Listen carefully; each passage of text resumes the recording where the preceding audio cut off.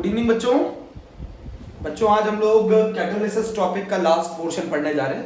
मैं थोड़ा सा ये वाला पोर्शन रिपीट करूंगा बच्चों, ये बहुत ज्यादा इंपॉर्टेंट है। शेप सेलेक्टिव कैटलिस्ट है ना बच्चों, शेप सेलेक्टिव कैटलिस्ट। देखो मैं जो मेन बात बताऊं, शेप सेलेक्टिव कैटलिस्ट वो कैटलिस्ट होते हैं जो रिएक्टेंट के साइज और पोर स्ट्रक्चर ऑफ द कैटलिस्ट पर डिपेंड करें ना। किसके ऊपर डिपेंड करें? पोर स्ट्रक्चर ऑफ कैटलिस्ट बच्चों, जिसका कैटालिटिक एक्शन, जो कैटालिटिक रिएक्शन है या एक्शन जो है वो किस बात पे डिपेंड करता है? Depend on pore structure of catalyst, depend on pore structure of catalyst.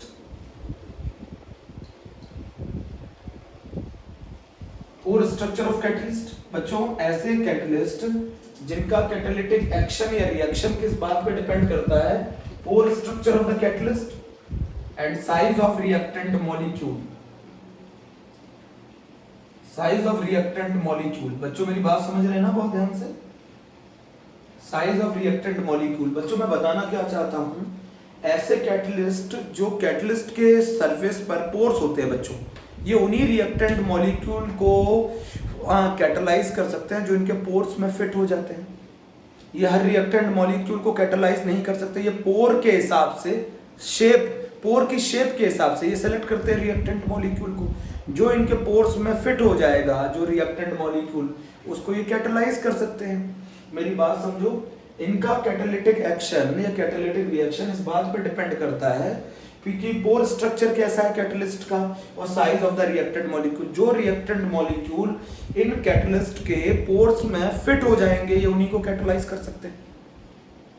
Shape के हिसाब से सेलेक्ट कर रहे हैं ना, पोर्स की शेप के हिसाब से सेलेक्ट कर रहे हैं। जो इन पोर्स में फिट हो जाएगा उसको कैटालाइज कर देंगे, जो इन पोर्स में फिट नहीं हो जाएगा उसे कैटालाइज नहीं कर पाएंगे। तो शेप के हिसाब से सेलेक्ट करते हैं किसको बच्चों? रिएक्टेंट मॉलिक्यूल को, है ना। तो इसीलिए इनको बोला जाता है शेप सेलेक्टिव कैटलिस्ट बच्चों। इसका सबसे जो एग्जांपल है बच्चों वो है जियोलाइट, है ना।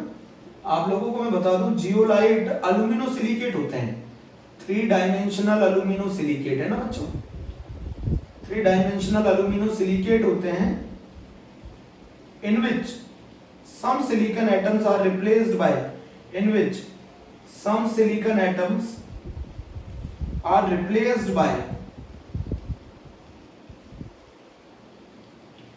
अल्यूमिनियम एटम, है बच्चों। 3 डायमेंशनल अरेंजमेंट होता है सिलिकेट्स का, जिसके अंदर कुछ सिलिकॉन एटम्स को हटाकर हम किसको फिट कर देते हैं? अल्यूमिनियम एटम को। उसको कहा जाता है जियोलाइट। तो बच्चों अगर एक नंबर में क्वेश्चन आ जाए कि शेप सेलेक्टिव कैटलिस्ट का एग्जांपल कौन है, तो एग्जांपल क्या है? जियोलाइट। अच्छा बच्चों मुझे एक एरो लगा के बताओ, जियोलाइट का एग्जांपल क्या है? जियोलाइट का एग्जांपल है ZSM5। क्या काम करता है? ये अल्कोहल को गैसोलीन में कन्वर्ट करने के काम आता है। ये अल्कोहल को गैसोलीन में कन्वर्ट करने के काम आता है। गैसोलीन का क्या मतलब है बच्चों? पेट्रोल मतलब है। पेट्रोलियम इंडस्ट्री में यूज किया जाता है बच्चों, पेट्रोलियम इंडस्ट्री में यूज किया जाता है। अल्कोहल को गैसोलीन में कन्वर्ट करने के काम आता है। तो शेप सेलेक्टिव कैटलिस्ट वो कैटलिस्ट हैं जो कैटलिस्ट के सरफेस पे जो पोर्स हैं और उनके अंदर जो रिएक्टेंट मॉलिक्यूल फिट हो जाएगा ये उसी को कैटालाइज कर सकते हैं। इसका एग्जांपल है जियोलाइट। जियोलाइट क्या है? 3 dimensional aluminosilicate in which some silicon atom are replaced by aluminium atom. इसका एग्जांपल क्या है? ZSM5 है। किसको कन्वर्ट करता है? अल्कोहल को गैसोलीन में कन्वर्ट करता है। बच्चों मैं यहाँ एक बात बताना चाहता हूं, इसका शेप सेलेक्टिव जियोलाइट का जो स्ट्रक्चर होता है बच्चों, जियोलाइट का जो स्ट्रक्चर होता है वो हनीकॉम्ब लाइक स्ट्रक्चर होता है। हनीकॉम्ब लाइक स्ट्रक्चर होता है ना, मधुमक्खी के छत्ते जैसा स्ट्रक्चर होता है बच्चों। मधुमक्खी के छत्ते जैसा स्ट्रक्चर होता है जिसके अंदर वाटर होता है ना। तो इसको यूज करने से पहले हम वाटर होता है इसके पोर्स में, इसीलिए इसको यूज करने से पहले हम इसको क्या करते हैं? हीट करते हैं, जिससे ये वाटर क्या कर जाए बच्चों? इवोपरेट कर जाए, है ना, इवोपरेट कर जाए। तो बच्चों मैं बताना क्या चाहता हूँ, शेप सेलेक्टिव कैटलिस्ट वो कैटलिस्ट होते हैं जिनका कैटालिटिक एक्शन किस पे डिपेंड करता है? Pore structure of the catalyst पे डिपेंड करता है, as well as the size of the reactant molecule पे डिपेंड करता है। ये अपने पोर स्ट्रक्चर के हिसाब से रिएक्टेंट को सेलेक्ट करता है, जो रिएक्टेंट मॉलिक्यूल इसके पोर्स में फिट हो जाएंगे ये उन्हीं को कैटलाइज कर पाता है। बच्चों इसका एग्जांपल जो है वो जियोलाइट है। जियोलाइट का हनीकॉम्ब लाइक स्ट्रक्चर होता है, इसके पोर्स में पानी होता है, उसको यूज करने से पहले इसको हीट करते हैं ताकि वो वाटर इवोपरेट हो जाए। जियोलाइट क्या होते हैं? 3 डायमेंशनल एल्यूमिनियम सिलिकेट होते हैं, in which some silicon atoms are replaced by the aluminium atoms।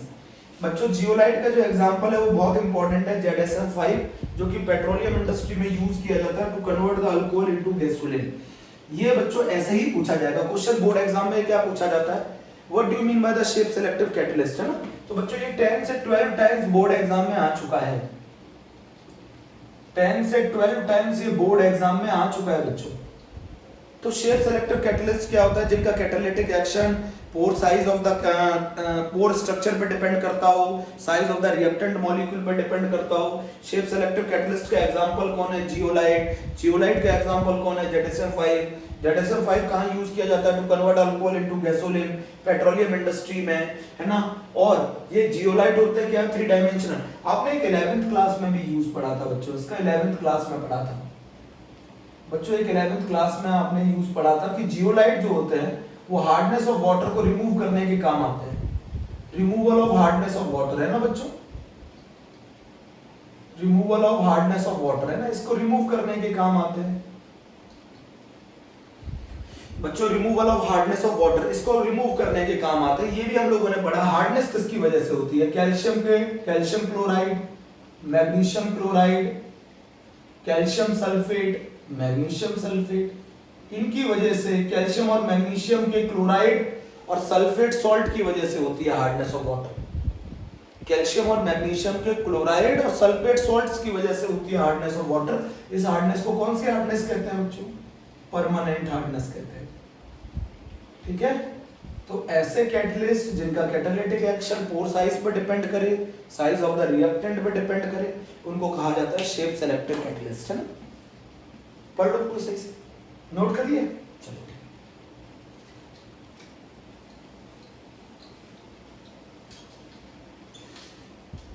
अब बच्चों एक बहुत इंपॉर्टेंट टॉपिक, इसमें थोड़ा सा टॉपिक है बच्चों, जब हम बायोमोलिक्यूल पढ़ेंगे तो ये टॉपिक दोबारा पढ़ा जाएगा जो मैं पढ़ाने जा रहा हूं, और वो है एंजाइम कैटालिसिस, है ना। तो बच्चों एंजाइम कैटालिसिस पढ़ने जा रहे हैं तो बहुत पहले हेडिंग डालना एंजाइम, एंजाइम, और यहां डालो बच्चों कैटालिसिस, है ना।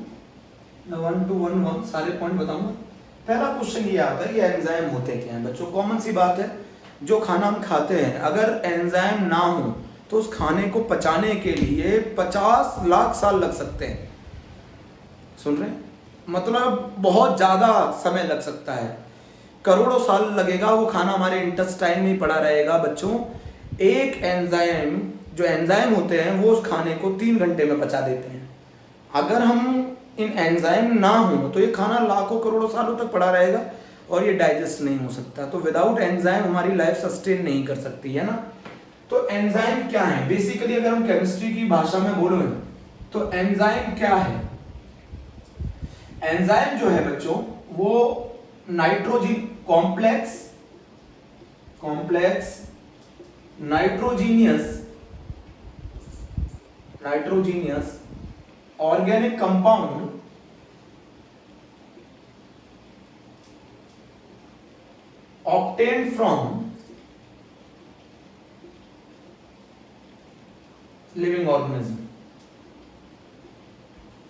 obtained from living organism, like plant and animal, है।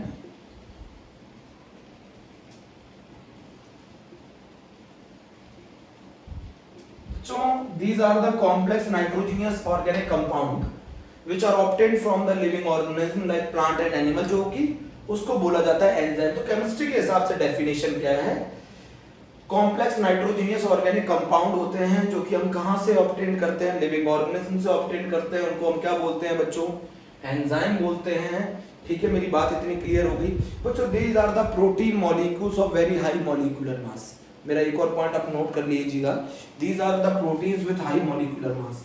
असली में ये प्रोटीन होते हैं। These are the protein with high molecular mass, high molecular mass है ना, these are the protein with high molecular mass। बच्चों ये बेसिकली प्रोटीन होते हैं जिनका मॉलिक्यूलर मास काफी ज्यादा होता है। तो एंजाइम क्या है? एंजाइम क्या है? कॉम्प्लेक्स नाइट्रोजनियस ऑर्गेनिक कंपाउंड है जो हम कहां से ऑब्टेन करते हैं? लिविंग ऑर्गेनिज्म से ऑब्टेन करते हैं। Basically these are the protein with high molecular mass. बच्चों मैं एक चीज और बताना चाहता हूं, आप पॉइंट, एक एंजाइम 1 मिलियन रिएक्टेंट मॉलिक्यूल को कैटालाइज कर सकता है। 1 मिलियन रिएक्टेंट मॉलिक्यूल को कैटालाइज कर सकता है। 1 मिलियन रिएक्टेंट मॉलिक्यूल को कैटालाइज कर सकता है। बच्चों एक एंजाइम 1 मिलियन रिएक्टेंट मॉलिक्यूल को कैटालाइज कर सकता है, मतलब ये कितने ज्यादा एफिशिएंट होते हैं, बहुत ही हाईली एफिशिएंट होते हैं। बच्चों मैं एक बात और बताना चाहता हूं, एरो लगा के आप लोग लिखिएगा, एंजाइम्स जो होते हैं वो बायोकेमिकल कैटलिस्ट होते हैं। कौन से कैटलिस्ट होते हैं बच्चों? एंजाइम्स बायोकेमिकल कैटलिस्ट होते हैं। बायो मतलब होता है लाइफ, केमिकल का मतलब होता है केमिकल रिएक्शन, और उनको क्या क्या करने वाले? कैटालाइज करने वाले।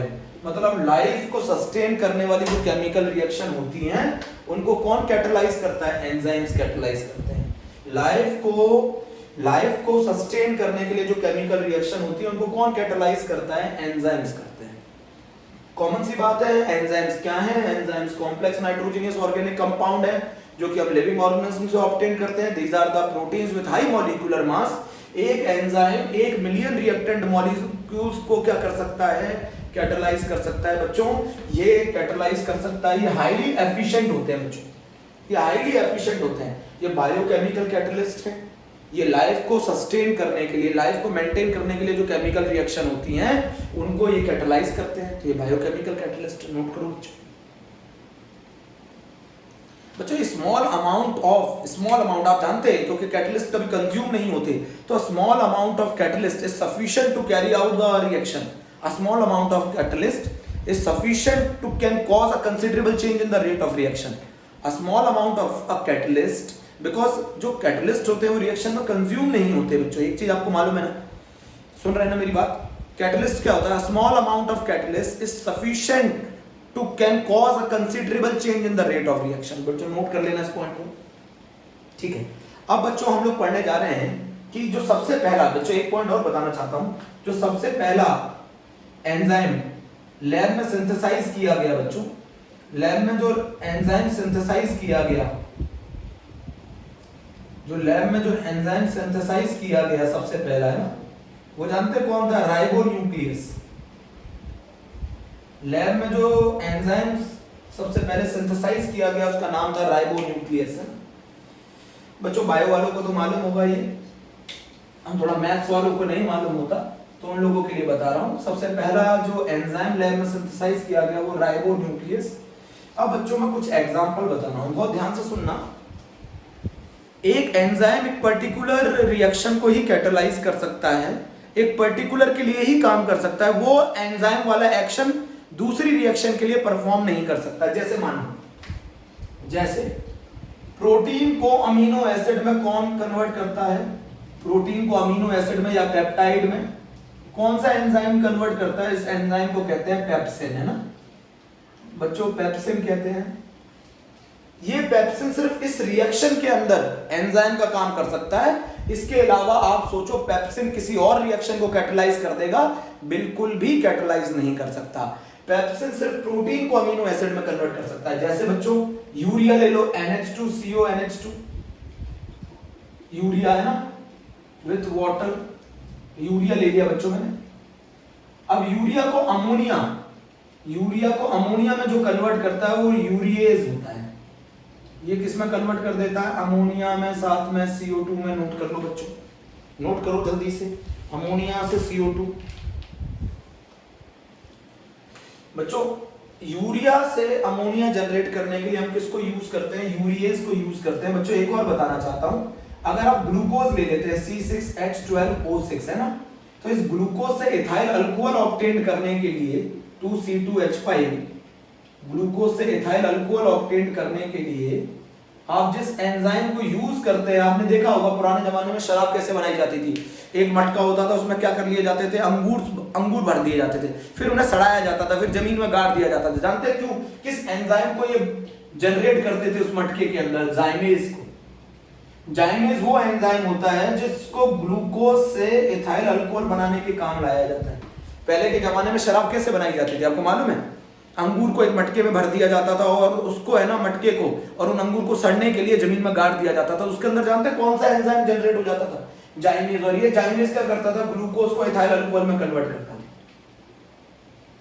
ये ग्लूकोज को किस में कन्वर्ट करता था बच्चों? इथाइल अल्कोहल में कन्वर्ट करता था ये एंजाइम। मेरी बात समझ रहे हो ना बच्चों? प्रोटीन से अमीनो एसिड जनरेट करने के लिए पेप्सिन, यूरिया से अमोनिया जनरेट करने के लिए यूरियस, ग्लूकोज से इथाइल अल्कोहल जनरेट करने के लिए जाइमेज। बच्चों एक चीज और पढ़ी होगी आपने, इन्वर्जन ऑफ शुगर। वो आपको मैं आगे बताऊंगा बायोमोलिक्यूल में what is the meaning of the inversion. Inversion का मतलब होता है ऑप्टिकल रोटेशन डिफर हो जाती है, ऑप्टिकल रोटेशन बदल जाती है, बट उसको अभी नहीं समझाना चाह रहा। सुक्रोज ले लिया आपने, C12H22O11 हाइड्रोलिसिस किस एंजाइम की प्रेजेंस में? इन्वर्टेज। इन्वर्टेज वो एंजाइम है और क्या बनेगा बच्चों? Glucose plus fructose. ग्लूकोज बच्चों, ग्लूकोज एंड फ्रक्टोज दोनों के अंदर एक डिफरेंस है कि ग्लूकोज के अंदर एल्डिहाइड ग्रुप होता है, स्ट्रक्चरल डिफरेंस है, और फ्रक्टोज के अंदर कीटोनिक ग्रुप होता है। ठीक है बच्चों? तो ग्लूकोज के अंदर एल्डिहाइड ग्रुप होता है और फ्रक्टोज के अंदर कीटोनिक ग्रुप होता है, और ये बच्चों है सुक्रोज है। सुक्रोज किस एंजाइम की प्रेजेंस में होता है? इन्वर्टेज। तो प्रोटीन से अमीनो एसिड किसकी प्रेजेंस में? पेप्सिन। यूरिया से अमोनिया जनरेट करने के लिए यूरियस, ग्लूकोज से इथाइल अल्कोहल जनरेट करने के लिए जाइमेज, और सुक्रोज से ग्लूकोज एंड फ्रक्टोज जनरेट करने के लिए इन्वर्टेज। बच्चों एक और आपने पढ़ा होगा, मिल्क को जो कन्वर्ट करता है कर्ड में, वो कौन सा एंजाइम होता है? सभी बच्चों को मालूम है, लैक्टोबैसिलस। आप सोचो, मैं आपको क्या बताना चाहता हूं, इनका नेचर हाईली स्पेसिफिक होता है। इनका नेचर हाईली स्पेसिफिक होता है। एक एंजाइम एक पर्टिकुलर रिएक्शन को ही कैटलाइज कर सकता है, दूसरे के केस में वो एंजाइम का काम नहीं कर सकता, वो दूसरी रिएक्शन को कैटलाइज नहीं कर सकता। इनका नेचर हाईली स्पेसिफिक होते हैं बच्चों। जो मिल्क को कर्ड में कन्वर्ट करेगा वो ग्लूकोज, सुक्रोज को ग्लूकोज में कन्वर्ट नहीं कर सकता, वो प्रोटीन को अमीनो एसिड में कन्वर्ट नहीं कर सकता। ये सिर्फ एंजाइम इस पर्टिकुलर रिएक्शन के लिए होता है, इसके अलावा ये एंजाइम का एक्शन परफॉर्म नहीं कर सकता। इसका रीजन हाईली स्पेसिफिक होते हैं ये बच्चों, ये हाईली स्पेसिफिक होते हैं, ये हाईली स्पेसिफिक बच्चों, ये हाईली स्पेसिफिक होते हैं। एंजाइम्स हाईली स्पेसिफिक होते हैं। मेरी बात समझ में आ रही है? बोलो। चलो बच्चों अब आगे चलते हैं। प्रोटीन से अमीनो एसिड करने के लिए पेप्सिन, यूरिया से अमोनिया जनरेट करने के लिए यूरियस, ग्लूकोज से इथाइल अल्कोहल जनरेट करने के लिए जाइमेज, और सुक्रोज से ग्लूकोज एंड फ्रक्टोज जनरेट करने के लिए इन्वर्टेज, और मिल्क से कर्ड में कन्वर्ट करने के लिए लैक्टोबैसिलस। अब बच्चों क्या कैरेक्टरिस्टिक्स होती हैं एंजाइम्स की? बच्चों क्या कैरेक्टरिस्टिक्स होती हैं एंजाइम्स की?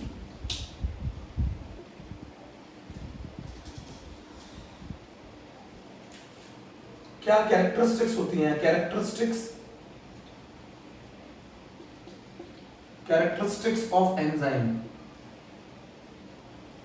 तो बच्चों कैरेक्टरिस्टिक्स जो होती हैं एंजाइम की, उसमें नंबर 1 जो है कैटेगरी, उसमें मैं बता दूं ये हाईली एफिशिएंट होते हैं। सबसे पहले आपको मालूम है हाईली एफिशिएंट, एक enzyme million of reactant molecule को कैटलाइज कर सकता है, हाईली एफिशिएंट होते हैं। दूसरा हाईली स्पेसिफिक होते हैं, जो एंजाइम एक रिएक्शन के अंदर एंजाइम का एक्शन परफॉर्म कर रहा होगा वो दूसरी रिएक्शन के लिए एंजाइम का काम नहीं कर सकता। हाईली स्पेसिफिक,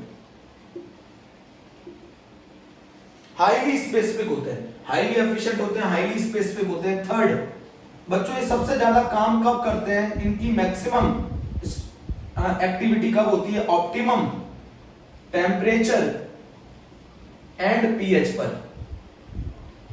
अगर आपने इससे ज्यादा पीएच ले लिया तो ये एंजाइम डीनेचर्ड हो जाएंगे, बर्बाद हो जाएंगे, बेकार हो जाएंगे, डिस्ट्रॉय हो जाएंगे।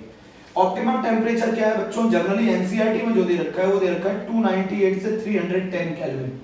जब आपने देखा होगा अगर आपको कैटालिटिक एक्शन खराब करना है, मान लो मान लो अगर आपको एंजाइम्स का कैटालिटिक एक्शन पुअर कब हो जाता है, जब वो इस टेम्परेचर से ऊपर चले जाओ, मतलब बहुत ज्यादा गर्मी पड़ रही हो, बहुत ज्यादा सर्दी पड़ रही हो, तो आपको देखना डाइजेशन में गड़बड़ हो जाता है, उतना डाइजेशन फास्ट नहीं होता। क्यों? टेम्परेचर बहुत ज्यादा या बहुत कम होने पर एफिशिएंसी जो है, इनकी जो एक्टिविटी है एंजाइम्स की, वो कम हो जाती है। ये सबसे अच्छा काम कब करते हैं? जब टेम्परेचर 298 से 310 केल्विन होता है और इनका पीएच 5 से लेकर 7 होता है।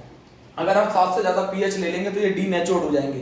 तो आपने देखा होगा कि बहुत ज्यादा सर्दी में भी अच्छा डाइजेशन नहीं रहता, बहुत ज्यादा गर्मी में भी अच्छा डाइजेशन नहीं रहता, क्योंकि जनरली ये जो किस टेम्परेचर पे ज्यादा एफिशिएंट होते हैं, ये किस टेम्परेचर पे ज्यादा एफिशिएंट होते हैं 298 से 310 केल्विन पर। तो इनकी कैरेक्टरिस्टिक क्या है? ये हाईली एफिशिएंट है या हाईली स्पेसिफिक है, और इनका जो सबसे अच्छी इनकी एक्टिविटी होती है वो ऑप्टिमम टेम्परेचर एंड पीएच पर होती है। नोट कर लो बच्चों, जल्दी से इसको, जल्दी से नोट कर लो, जल्दी से नोट करो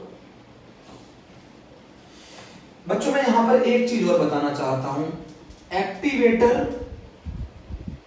और एक वर्ड और आता है कोएंजाइम। शायद आप एनसीईआरटी में देखना, एक्टिवेटर और कोएंजाइम। एक्टिवेटर और कोएंजाइम वो सब्सटेंस हैं जो किसी एंजाइम की एक्टिविटी को बढ़ा दें। ये वो सब्सटेंसेस होते हैं जो किसी एंजाइम की एक्टिविटी को बढ़ा दें, increases the activity of enzyme. जैसे विटामिन, जैसे मेटल आयंस जो आप खाने में लेते हैं ना, मेटल आयन नहीं मिलते, आयरन मिलता है ना, कैल्शियम मिलता है, वो increases the activity of the catalyst, increases the activity of the catalyst, उनको कहते हैं एक्टिवेटर और कोएंजाइम्स। एग्जांपल में आप किन्हें बता सकते हैं? मेटल आयन बता सकते हैं, विटामिन बता सकते हैं ना।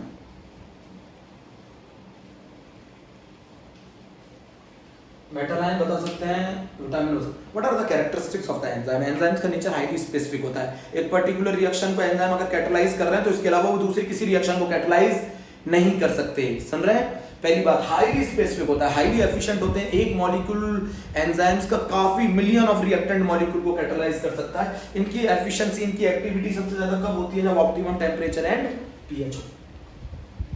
एक छोटा सा टॉपिक है जिसको बताने की कोशिश कर रहे हैं, कैरेक्टरिस्टिक्स ऑफ द एंजाइम। बच्चों ये बायोमोलिक्यूल चैप्टर में भी है ये दोबारा, ठीक है। तो एक्टिवेटर और कोएंजाइम क्या है? जो increases the activity of the catalyst. और बच्चों कैटलिस्ट, आप अगर मैं इनहिबिटर की बात करूं, इनहिबिटर बच्चों एक वर्ड आएगा इनहिबिटर, इसका बेसिकली मतलब पॉइजन है। ये आपको लास्ट वाले चैप्टर में पढ़ना है, केमिस्ट्री एवरीडे लाइफ में। इनहिबिटर या पॉइजन जो एंजाइम की एक्टिविटी को, एंजाइम की एक्टिविटी को क्या करते हैं? डिस्ट्रॉय करते हैं। जो एंजाइम की एक्टिविटी को डिस्ट्रॉय करते हैं उनको क्या कहा जाता है? इनहिबिटर बोला जाता है, एंजाइम इनहिबिटर बोला जाता है या एंजाइम पॉइजन बोला जाता है। आप जानते हैं बच्चों, नोट कर लिए। तो एंजाइम जनरली है क्या है? एंजाइम क्या है? एक complex nitrogenous organic compound which are obtained from the living organism like plant and animal. These are the proteins with high molecular mass. दूसरा, they are the biochemical catalyst, किसी life को sustain करने के लिए, life की जो chemical reaction है उनको कराने के लिए जिनकी जरूरत पड़ती है, वो कौन होते हैं? एंजाइम्स होते हैं। बच्चों एंजाइम्स के मैंने कुछ एग्जांपल बताए थे कि प्रोटीन को अमीनो एसिड में कन्वर्ट करने के लिए हम पेप्सिन को यूज करते हैं। दूसरा, मिल्क को कन्वर्ट करने के लिए कर्ड में हम लैक्टोबैसिलस को यूज करते हैं। अमोनिया, यूरिया को अमोनिया में कन्वर्ट करने के लिए यूरिया यूज करते हैं। ग्लूकोज से एथाइल अल्कोहल जनरेट करने के लिए जाइमेज यूज करते हैं। सुक्रोज से ग्लूकोज एंड फ्रक्टोज जनरेट करने के लिए इन्वर्टेज यूज करते हैं। ये हाईली स्पेसिफिक होते हैं। हाईली स्पेसिफिक का मतलब है जो एंजाइम का एक्शन पेप्सिन परफॉर्म कर रहा होगा प्रोटीन से लेकर अमीनो एसिड में, प्रोटीन को जब हम अमीनो एसिड में कन्वर्ट करेंगे उस केस में एंजाइम कौन है? पेप्सिन। इसके अलावा वो किसी रिएक्शन में एंजाइम का काम नहीं कर सकता। ये हाईली स्पेसिफिक होते हैं बच्चों नेचर में।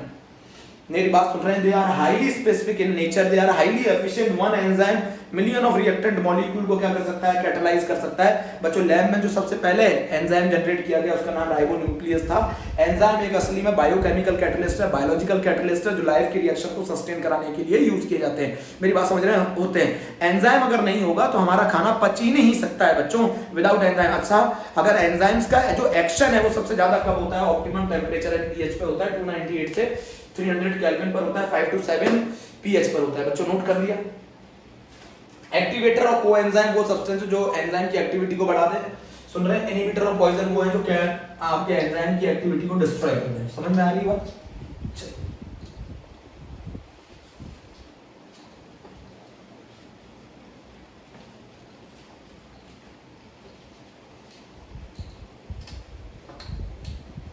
अब बच्चों, अब हमारी जो कहानी आती है बच्चों, वो आती है मैकेनिज्म ऑफ एंजाइम कैटालिसिस, है ना, mechanism of enzyme catalysis. Note करो बच्चों, मैकेनिज्म ऑफ एंजाइम कैटालिसिस, है ना। अच्छा मैं एक चीज बताऊं आपको, मैकेनिज्म ऑफ एंजाइम कैटालिसिस का क्या मतलब है, एंजाइम काम कैसे करते हैं। याद करो मैंने केमिकल काइनेटिक्स में आपको पढ़ाया था, इनके बीच में एक रिलेशनशिप होता है की लॉक, एक की लॉक रिलेशनशिप होता है। मतलब जिस लॉक के अंदर वो की फिट हो जाएगी वो उसी को ओपन कर पाएगी, और जिस लॉक में वो की फिट नहीं होगी उसको ओपन नहीं कर पाएगी। इसका मतलब है जो एंजाइम किसी सबस्ट्रेट में फिट हो जाएगा वो तो उसको कैटालाइज कर देगा, जो एंजाइम उस सबस्ट्रेट में फिट नहीं हो पाएगा वो उसको कैटालाइज नहीं कर पाएगा। मेरी बात नहीं समझे, मैकेनिज्म ऑफ एंजाइम कैटालिसिस का मतलब है की लॉक रिलेशनशिप। यहां पे जो की है बच्चों, यहां पे जो की है वो एंजाइम है, यहां जो लॉक है बच्चों वो हमारा सबस्ट्रेट है, रिएक्टेंट है। बच्चों कैसे कैसे ये रिएक्शन होती है, असली में की और ये लॉक है, मान लो अगर की इसमें फिट हो गई बच्चों तो इस लॉक को ओपन कर देगी। मतलब जिस केस में ये एंजाइम इस सबस्ट्रेट में फिट हो जाएगा उसको तो ये कैटालाइज कर देगा, बट जिसमें ये फिट नहीं हो पाएगा उसको ये कैटालाइज नहीं कर पाएगा। तो मैं आपको क्या बताना चाहता हूं, इसी वजह से इनके बीच में की लॉक रिलेशनशिप होती है। बच्चों मैं डायग्राम तो उतना अच्छा नहीं बना सकता हूं, बट मैं कोशिश करता हूं, है ना, कोशिश करता हूं। ऐसे एनसीईआरटी में एक डायग्राम दे रखा है, ये बच्चों मैंने एक की बना दी है ना, ताला, ये मैंने एक की बना दी है ना, ये हमारा कौन हो गया एंजाइम, और बच्चों हमारा ये हो गया लॉक, है ना, ये हमारा लॉक हो गया।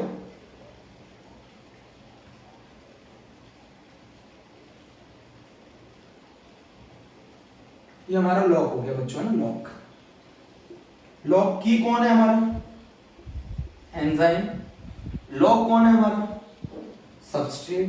बच्चों डायग्राम ऐसे ही बन पाता है मुझसे। ये की अगर इसके अंदर फिट हो गई तो ये इसको ओपन कर देगी, मतलब तो ये एंजाइम इस सबस्ट्रेट को प्रोडक्ट में कन्वर्ट कर देगा। अगर ये इसमें फिट नहीं हो पाया तो इसको नहीं कर पाएगा। मतलब एंजाइम जिस सबस्ट्रेट के अंदर फिट हो गए उसको तो ये कैटालाइज कर देंगे, जिसके अंदर फिट नहीं हो पाए उसको कैटालाइज नहीं कर पाएंगे।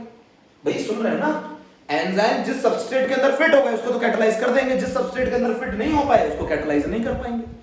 अभी भी बात नहीं समझी। कल बच्चों मैंने एक और डेफिनेशन और बताई थी, मैं उसको भी थोड़ा डिस्कस करना चाहता हूं। What do mean by the activity of the catalyst. Activity of the catalyst का मतलब होता है एबिलिटी किसी कैटलिस्ट की, वो किसी केमिकल रिएक्शन को कितना उसके रेट को बढ़ा सकता है।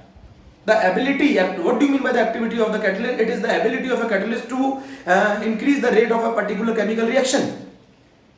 किसी भी कैटलिस्ट की एबिलिटी कि वो किसी केमिकल रिएक्शन के रेट को कितना बढ़ा दे, वो उसको एक्टिविटी कहते हैं कैटलिस्ट की। सेलेक्टिविटी का मतलब होता है किसी भी कैटलिस्ट का किसी पर्टिकुलर रिएक्शन को एक पर्टिकुलर डायरेक्शन में ले जाने का जो एबिलिटी है उसी को क्या बोला जाता है, उसकी सेलेक्टिविटी बोला जाता है ना। सेलेक्टिविटी का मतलब है कैटलिस्ट एक पर्टिकुलर रिएक्शन को किस डायरेक्शन में ले जाता है उसको बोला जाता है उसकी सेलेक्टिविटी। और एक कैटलिस्ट किसी रिएक्शन के रेट को कितना बढ़ा सकता है उसको बोला जाता है कैटलिस्ट की क्या, एक्टिविटी। समझ रहे ना। और अगर हम एंजाइम्स के कैटालिटिक कैटालिसिस मैकेनिज्म की बात करें तो इनके बीच में की लॉक रिलेशनशिप है। मतलब एंजाइम जिस सबस्ट्रेट में फिट हो जाएगा उसको तो कैटालाइज कर देगा, जिसको नहीं फिट हो पाएगा उसको कैटालाइज नहीं कर पाएगा। मेरी बात समझ रहे हो, बोलो। तो बच्चों सबसे पहले होता क्या है, एंजाइम और सबस्ट्रेट एक दूसरे के कांटेक्ट में आते हैं, एंजाइम सबस्ट्रेट कॉम्प्लेक्स बनाते हैं। पहला क्या होता है, एंजाइम सबस्ट्रेट के अंदर आके जुड़ता है, इसको क्या कहते हैं, enzyme substrate complex. Enzyme substrate complex अब क्या करना चाहता है, वो सबस्ट्रेट को किसमें कन्वर्ट करना चाहता है, प्रोडक्ट में। ये मैकेनिज्म है इसकी। अब ये इसको प्रोडक्ट में कन्वर्ट करना चाहता है तो अगला स्टेप में enzyme substrate complex is converted into enzyme product complex. P यहां पे प्रोडक्ट, एंजाइम प्रोडक्ट कॉम्प्लेक्स।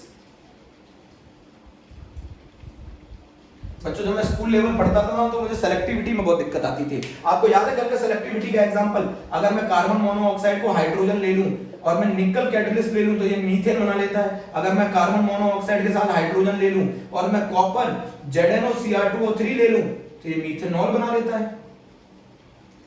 और अगर मैं कार्बन मोनोऑक्साइड के साथ हाइड्रोजन ले लूं और कॉपर ले लूं तो ये फॉर्मल्डिहाइड बना देता है। तो बताओ ये वाला कैटलिस्ट किस डायरेक्शन में ले जा रहा है मीथेनॉल की, ये वाला कैटलिस्ट किस डायरेक्शन में ले जा रहा है फॉर्मल्डिहाइड की, ये वाला कैटलिस्ट किस डायरेक्शन में ले जा रहा है मीथेन की। तो इसी चीज को बोला जाता है उस कैटलिस्ट की सेलेक्टिविटी, कि एक पर्टिकुलर डायरेक्शन, एक पर्टिकुलर रिएक्शन को किस डायरेक्शन में ले जाना है, ये उसका सेलेक्टिविटी है, ये उसकी ये एबिलिटी उसकी सेलेक्टिविटी कहलाती है। और इस रिएक्शन के रेट को कितना गुना बढ़ा देना है, ये उसकी एबिलिटी एक्टिविटी कहलाती है। और अगर हम बात करें मैकेनिज्म ऑफ एंजाइम कैटालिसिस की, तो इनके बीच में कीलॉग रिलेशनशिप होती है। कीलॉग रिलेशनशिप में क्या है, की जो है वो हमारा एंजाइम है, सबस्ट्रेट जो है वो हमारा लॉक है। जिस केस में ये की इस लॉक के अंदर फिट हो जाएगी उसको तो ये प्रोडक्ट में कन्वर्ट कर देगी, जिसके अंदर फिट नहीं हो जाएगी उसके केस में ये फिर एंजाइम रहेंगे ही नहीं। ये जिसके अंदर फिट हो जाएंगे उसके लिए तो एंजाइम का काम करेंगे, जिसके अंदर फिट नहीं हो पाएंगे उसके अंदर उसको ये किस में कन्वर्ट नहीं कर सकते, उसको इसमें प्रोडक्ट में कन्वर्ट नहीं कर सकते। तो सबसे पहले क्या होगा, एंजाइम सबस्ट्रेट मिलकर एंजाइम सबस्ट्रेट कॉम्प्लेक्स बनाएंगे, एंजाइम सबस्ट्रेट किसमें कन्वर्ट करेगा, उसको एंजाइम प्रोडक्ट में। अब एंजाइम ने इसको प्रोडक्ट में कन्वर्ट कर दिया ना, तो अब एंजाइम खुद को क्या कर लेंगे, अलग कर लेंगे, प्रोडक्ट बन जाएगा। 3 स्टेप के मैकेनिज्म बच्चों, बहुत आसान mechanism. Mechanism of enzyme catalysis क्या है, की जो है वो हमारा एंजाइम है, लॉग जो है वो हमारा सबस्ट्रेट है। जिस केस में ये की इस लॉग में फिट हो जाएगी उस केस में एंजाइम सबस्ट्रेट को क्या कर सकते हैं, प्रोडक्ट में कन्वर्ट कर सकते हैं। जिसमें ये फिट नहीं होंगे उसको ये प्रोडक्ट में कन्वर्ट नहीं कर सकते, फिर उसके लिए वो एंजाइम का एक्शन परफॉर्म ही नहीं करेंगे। तो ये सबसे पहले क्या करते हैं, जैसे ये इसमें जुड़ेंगे पहले एंजाइम सबस्ट्रेट कॉम्प्लेक्स बनाएंगे, फिर इसको धीरे धीरे प्रोडक्ट में कन्वर्ट करेंगे, और जैसे ही प्रोडक्ट बन जाएगा, जैसे ही इनका काम हो जाएगा, वैसे ही अपने आप को अलग कर लेंगे। तो सबसे पहले एंजाइम सबस्ट्रेट मिलकर एंजाइम सबस्ट्रेट कॉम्प्लेक्स बनाएंगे, enzyme substrate complex enzyme product complex में कन्वर्ट होगा, एंजाइम प्रोडक्ट कॉम्प्लेक्स से एंजाइम अलग हो जाएंगे, प्रोडक्ट अलग हो जाएगा।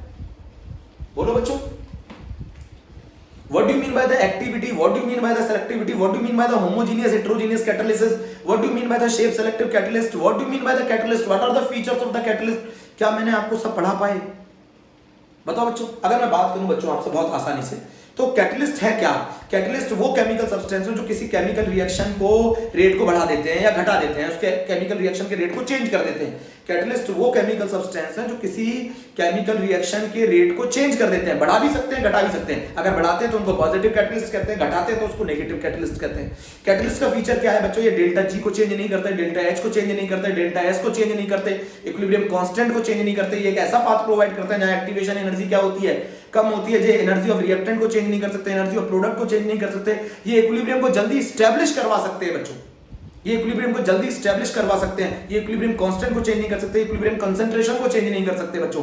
Catalyst never initiate a reaction except, जो मैंने कल बताई थी, हाइड्रोजन और ऑक्सीजन प्लेटिनम के प्रेजेंस में वाटर बनाते हैं, एक्सेप्ट, ये एक्सेप्शन है इसका बच्चों।